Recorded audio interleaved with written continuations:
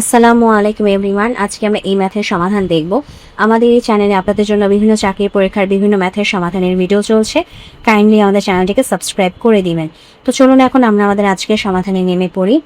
এখানে বলা আছে যে একটি সমদ্বিবাহু সমকোণী ত্রিভুজের সমান বাহুদ্বয়ের প্রতিটি দৈর্ঘ্য হচ্ছে 18 সেন্টিমিটার।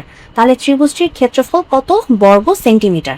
ওকে, তাহলে সমদ্বিবাহু সমকোণী ত্রিভুজের লম্ব ও ভূমি পরস্পর সমান হয়, কারণ সমকোণী ত্রিভুজ আর সমদ্বিবাহু একে তো হচ্ছে সমকোণী ত্রিভুজ, ঠিক আছে? তার মানে একটা কোণ সমকোণ হয়ে গেছে। তার উপর আবার যে আমাদের লম্ব এবং ভূমিটা থাকবে, সেই দুজন হচ্ছে আমাদের কি সমান বাহু, সমান বাহু, ঠিক আছে? আমি ধরে নিই এরা দুজন হচ্ছে সমান বাহু, লম্ব এবং ভূমি। যেহেতু বলছে প্রতিটি বাহুদ্বয়ের দৈর্ঘ্য মানে সমদ্বিবাহুর দুটা বাহুর দৈর্ঘ্য হবে 18, তাহলে লম্ব এবং ভূমিকে আমি ধরে নিলাম 18। তাহলে আমাদের যে মানে মানটা সেটা কি হচ্ছে, ভূমির মানও হচ্ছে আমাদের 18, লম্বের মানও হচ্ছে আমাদের কত 18। এরপর কি বলছে যে হলে ত্রিভুজটির ক্ষেত্রফল কত? তো আমাদের সমকোণী ত্রিভুজের সমদ্বিবাহু সমকোণী ত্রিভুজের যে সূত্রটা সেটা হচ্ছে হাফ ইন্টু ভূমি গুণ উচ্চতা, বা এটা সমকোণী ত্রিভুজের ক্ষেত্রেও বলতে পারেন।